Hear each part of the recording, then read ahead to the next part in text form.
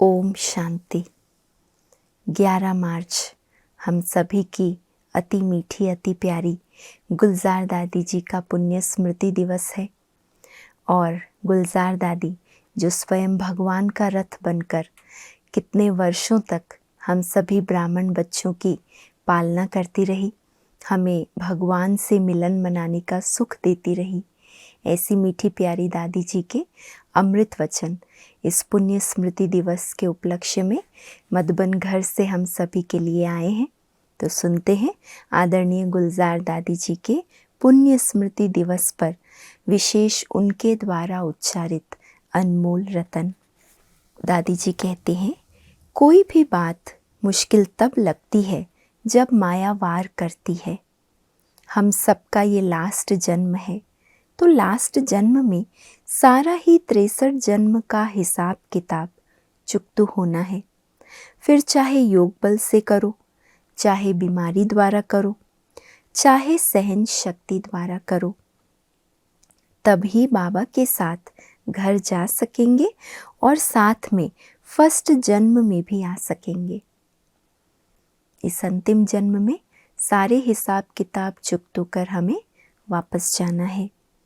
समस्या को परिवर्तन करके समाधान स्वरूप बनने के लिए स्वयं में शक्ति भरनी है। अपने को शिव शक्ति समझेंगे तो कभी भी नरम स्वभाव, रोना, रूसना, इस प्रकार की कोमलता नहीं होगी। विशेष बहनों माताओं में जो कोमल संस्कार होते हैं, छोटी छोटी बातों में रोना आ जाता है, रूठ जाते हैं या फिर घबरा जाते हैं, तो दादी कह रही है अगर अपने को शिव शक्ति समझेंगे तो ये कोमल संस्कार आपको कमज़ोर नहीं करेंगे। अपने को छोटी व कुमारी या पुरुषार्थी नहीं समझना। कुमारी है तो कोमलता है। अभी तो बाबा का स्थान मिल गया, बाबा की गुरु भाई बन गई, तो अभी कर्मों की गति को ध्यान में रखते हुए बहुत काल से तीव्र पुरुषार्थी की स्थिति होनी चाहिए। बहुत काल के पुरुषार्थ के विजयी, क्योंकि हम जो भी कुछ करते हैं उसका हिसाब तो बन ही जाता है। गलती की तो दंड का भी हिसाब है। अगर बहुत काल के पुरुषार्थ की प्राप्ति बहुत काल की है, तो दादी कह रही है अगर गलतियां करते हैं तो फिर उसके बदले दंड के भी अधिकारी भागीदार बन जाते हैं। इसीलिए बहुत सोच समझकर इस कर्मों की गुह्य गति को ध्यान में रख हमें आगे बढ़ना है। ज्ञान के पॉइंट केवल रिपीट नहीं करो, लेकिन शुद्ध संकल्पधारी समर्थी का स्वरूप प्रत्यक्ष दिखाई दे। ज्ञान का मनन करके उसी में मगन हो जाओ, अर्थात भिन्न भिन्न ज्ञान के पॉइंट में मन स्थिर हो जाए। मनन करना अलग है, रिपीट करना अलग है, वो भी अच्छा है। अलग अलग टाइम पर अलग अलग टॉपिक के पॉइंट पर मनन करते मगन हो जाओ। जैसे योग की सब्जेक्ट में मनन करते करते उस रूप में चले जाओ तो सारा व्यर्थ खत्म होता जाएगा। मनन करते करते मगन अवस्था हो जाएगी। और दादी कह रही है कि जो भी व्यर्थ का अंदर जो भरा हुआ होता है संकल्पों में, वो सब खत्म होता जाएगा। व्यर्थ खत्म होगा, समर्थ बढ़ता जाएगा। कैसे? मनन करते करते। कुछ भी करो, लेकिन व्यर्थ संकल्पों को स्टॉप करो, क्योंकि यही योग में बहुत डिस्टर्ब करते हैं।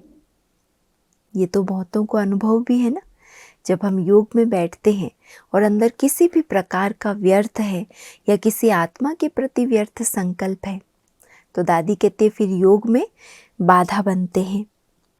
बाबा कहता है जो मैं जिस दिन कहता हूँ उस ताज़े माल में ताकत होती है।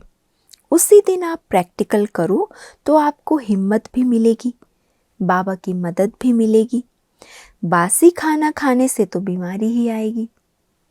तो व्यर्थ क्या है? बासी भोजन। और बाबा जो रोज़ ज्ञान की बातें सुनाता है वो है समर्थ ताज़ा ताज़ा भोजन।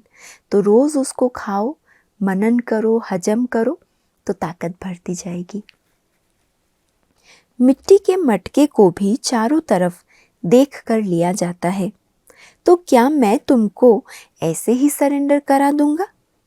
पहले कुछ करो तो सही, मरो तो सही, जीते जी मरना तो पड़ेगा ना। सहन करना पड़ेगा, शक्ति रूप बनना पड़ेगा, ये तो करना ही होगा। भगवान विश्व की बादशाही देने आया है और बदले में हम कुछ भी ना करें, ये तो फिर ठीक नहीं है, ये तो बराबर का सौदा नहीं है ना। बाबा कहते हैं तुम्हें भी सहन करना पड़ेगा, जीते जी मरना पड़ेगा, शक्ति रूप बनकर रहना पड़ेगा, तब हमारे में वो शक्ति भरेगी। फिर जीते जी मरना बहुत अच्छा और मीठा लगेगा। फिर कभी मन में ये प्रश्न नहीं आएगा मैं ही क्यों सहन करूं, हमेशा मुझे ही क्यों झुकना पड़ता है, हमेशा मुझे ही क्यों मरना पड़ता है। कुछ भी नहीं आएगा, बहुत मीठा लगेगा। लेकिन जिसके संस्कार टक्कर खाते होंगे वो कहेंगे गलती कर ली, पता नहीं किसके संग में आ गई, मर तो गई लेकिन है बड़ा मुश्किल। इसका मतलब पूरा जीते जी नहीं मरे, बीच बीच में फिर जग जाते हैं। तो इसीलिए दादी कह रही है पूरी तरह जीते जी मर जाओ। सरेंडर का फाइल तो बन गया लेकिन है बड़ा मुश्किल। समर्पित हो तो गए, फाइल में नाम भी दर्ज हो गया, लेकिन समर्पित जीवन जीना फिर उनको बड़ा मुश्किल लगता है। किनको? जो शक्ति रूप नहीं बनते, जो जीते जी नहीं मरते। फिर क्या ख्याल चलते हैं, अभी घर भी नहीं जा सकती, शादी भी नहीं कर सकती और सेंटर पर चल भी नहीं सकती, अभी कहाँ जाऊं? तो व्यर्थ संकल्प चलेंगे ना इधर के रहे ना उधर के। इसलिए दादी कहती है अच्छी तरह अपने आप को देख परख कर फिर आगे कदम उठाओ। माया भिन्न भिन्न रूप में व्यर्थ लाती है, उस पर किस शक्ति से हम विजय पा सकते हैं। वो दोनों बातें अच्छी तरह से जानते तो हैं, परंतु होता क्या है। बाबा ने ये बात कही, इस पॉइंट के बारे में बहुत अच्छा कहा। कई बार हम कहते हैं, लेकिन होता क्या है, जब माया का वार होता है उस समय वो याद नहीं आता, समय पर शक्ति यूज करना नहीं आती है। इसके कारण बार बार समस्याएं व व्यर्थ संकल्प आते रहते हैं। जिस घड़ी जो चीज़ यूज़ करना है, अगर उस घड़ी यूज़ नहीं की तो फिर वो तो बेकार हो गई ना। तो बाबा ने इतना ताज़ा ताज़ा माल, ज्ञान का ताज़ा ताज़ा भोजन दिया, लेकिन मनन नहीं किया, समय पर यूज़ नहीं किया, तो फिर वो कार्य में नहीं आ पाती। समझो, आपके पास ईर्ष्या आई, उसको आपने जीता, तो कैसे जीता? चाहे मदद लेके जीता, चाहे योग से जीता, चाहे मनन से जीता, जीता तो सही, पास तो किया ना। फिर दूसरे बार जब आता है तो फिर फेल क्यों हो जाते? एक बार जीता, दूसरी बार फेल हो गए। समझते हैं ये समस्या है, पेपर है, तो अभी इसमें सिर्फ सोचने समझने से कुछ नहीं होगा।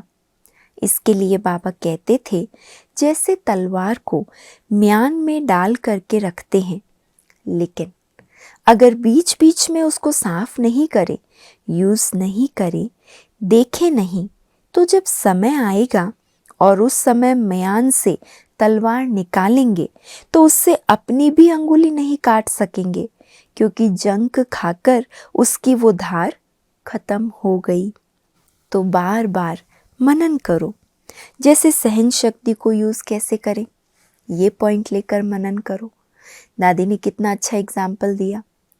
हमारे पास अस्त्र शस्त्र हैं, लेकिन अंदर ही पड़े हैं, म्यान में तलवार पड़ी है, अंदर लॉकअप में रखे हैं। अब वो पड़े पड़े जंक खा गए। जब दुश्मन सामने आया, अस्त्र शस्त्र निकाले, तो क्या हुआ? वो वार करने लायक नहीं रहे, क्योंकि उनके अंदर जंक आ गया। तो दादी कहते इसीलिए ज्ञान के पॉइंट को सुनकर रख नहीं दो, बार बार मनन करो, उनको शार्प करो। शार्प माना उनको और अच्छी तरह गहराई में जाकर यूज़ करने के लिए अपने आप को समर्थ बनाओ। मानो मेरे सामने ऐसे पेपर आए या फलाने ने मेरे साथ यह किया, उस समय देखो क्या करना है। तो शक्तियों को यूज़ करो, उसका वर्णन करते रहो। आज समाने का पेपर दूंगी तो उस समय क्या करूंगी, अपने आप से ऐसे मनन चिंतन और बातें करो। अगर मेरे सामने ये पेपर आए सहन करने का, समाने का, तो मैं कैसे उसको पास करूंगी। ऐसे यह मनन करते रहो और यूज़ करते रहो। यूज़ नहीं किया तो रिवाइज करो। यह करने से क्या फ़ायदा होता है, यह ना करने से क्या नुकसान होता है, ऐसे मनन करो। तो मनन करने से वो शक्ति आपके पास हमेशा हाजिर रहेगी, क्योंकि शक्ति को भी पता रहेगा कि मेरा मालिक मुझे कभी भी बुला सकता है, कभी भी ऑर्डर दे सकता है, तो वो भी अलर्ट रहेगी। नहीं तो शक्तियाँ भी अलबेली हो जाएगी, कहेगी मेरा मालिक तो कभी मुझे यूज़ ही नहीं करता है, तो मैं भी अलबेली हो गई। कोई चीज़ बढ़िया हो, उसको संभाल के रखा भी हो, परंतु वो समय पर काम में नहीं आए तो उसकी क्या वैल्यू है। हमारे लिए तो वो बेकार ही हुई ना। ज्ञान सुनते सुनते शक्तियों की परिभाषा जो आपके पास है उसे मनन करके यूज़ करो तो समय पर आपको काम में आएगी, समय पर शक्ति इमर्ज होगी। तो ये प्रैक्टिस करो, समय पर मेरी शक्ति काम में आती है या नहीं। तो एक सहन शक्ति को धारण करना है, क्योंकि उसके बिना गति नहीं है। दूसरा, समाने की शक्ति भी आपको बहुत चाहिए। हर एक अपने पंखों को पहले चेक करो। ज्ञान और योग की दोनों ही सब्जेक्ट मेरी ठीक है। जब मैं उड़ना चाहूँ तब उड़ सकता हूँ। हमारे ज्ञान के तलवार की धार बड़ी तेज होनी चाहिए, और इस ज्ञान की तलवार को केवल म्यान में ही रख करके खुश नहीं हो जाओ, बल्कि हमेशा अपनी इस तलवार को देखते रहो, तो समय पर काम में आ सकेगी। सिर्फ देखना नहीं है, देखकर खुश नहीं होना है, लेकिन यूज करना है समय पर। अंत में ये पांचों तत्व, आंधी, तूफान, आग, पृथ्वी का हिलना, ये सब इकट्ठा काम करेंगे। तो सोचो उस समय हमारी कैसी स्थिति होनी चाहिए। अभी तो फिर भी ठीक है, कहीं कुछ होता है तो एक दो के सहारे से, स्थान के सहयोग से अपने को फिर भी बचा रहे हैं। लेकिन जब पांच तत्व ही एक साथ काम करेंगे तो अंत में ऐसा कोई सहारे का स्थान नहीं मिलेगा। उस समय तो हमारी यही तैयारी काम आएगी कि फरिश्ता बनकर उड़ जाएं। बस बाबा का ऑर्डर हुआ और उड़कर गए अपने घर। अंत समय के लिए अभी से अशरीरी बनने का अभ्यास करो। उड़ भी कब सकेंगे, बाबा का ऑर्डर मिला और हम एवर रेडी बन भी कब सकेंगे, जब बहुत काल का अभ्यास होगा। इसीलिए बाबा ने हमको 3 शब्द बहुत पक्के कराए हैं, अचानक, एवर रेडी और बहुत काल। तो यही हमें बहुत काल का अभ्यास फिर अचानक के पेपर में एवर रेडी बनाएगा। अशरीरी माना शरीर में होते हुए भी शरीर का भान ना हो, शरीर के संबंध व पदार्थों की तरफ बार बार मन का खिंचाव ना हो। इसके लिए जितना समय चाहे, जहाँ चाहे, उतना समय हमारा मन वहाँ ही रहे। ये अभ्यास चाहिए, और ये अभ्यास सारे दिन में बीच बीच में करते रहो। अभी अभी बॉडी कॉन्शियस, अभी अभी सोल कॉन्शियस, और अभी अभी बाबा की याद। बहुत काल युद्ध के अभ्यासी होंगे तो चंद्रवंशी में पहुंचेंगे, फिर पहले युग का सुख तो ले ही नहीं पाएंगे। तो ब्रह्मा कुमार बन के क्या किया? भगवान आया है सूर्यवंशी राजा रानी बनाने, और हमने क्या किया? अपने अलबेलेपन के कारण, पुरुषार्थ के आलस्य के कारण, या अपनी धीमी गति के कारण उस सुख को खो दिया और चंद्रवंश में आ गए। तो इसीलिए दादी कह रही है, फिर ब्रह्मा कुमार कुमारी बन के क्या पाया? बीके बने हैं तो बाबा से पूरा वर्षा लेना चाहिए। अगर योग में मेहनत व युद्ध है तो कर्मातीत और अशरीरी स्थिति का अनुभव नहीं कर सकेंगे। फिर अंत में आप युद्ध में ही जाएंगे, क्योंकि अंत काल तो किसका पूछकर नहीं आएगा, है ना। कोई पूछेगा कि आकर अभी आपका अंतकाल है, आप तैयार हो या नहीं? अचानक आएगा। बाबा ने कहा है सब कुछ अचानक होने वाला है, इसीलिए एवर रेडी रहो। जो एवर रेडी रहेंगे वही पास होंगे। कल क्या होगा, कुछ भी हो सकता है, इतना एवर रेडी हमको रहना चाहिए।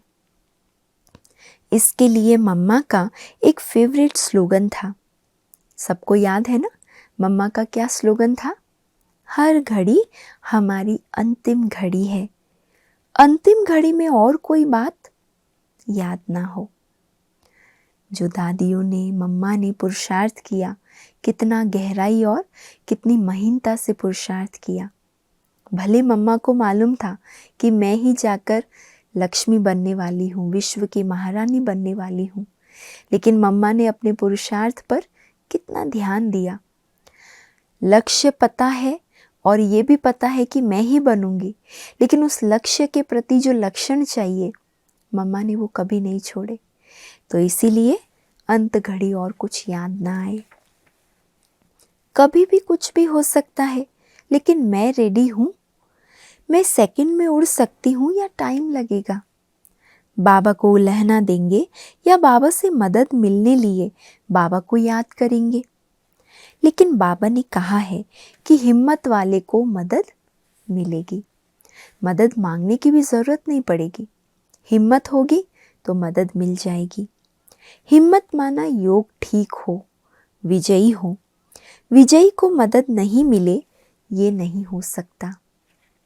याद का टाइम बॉक्स बनाओ।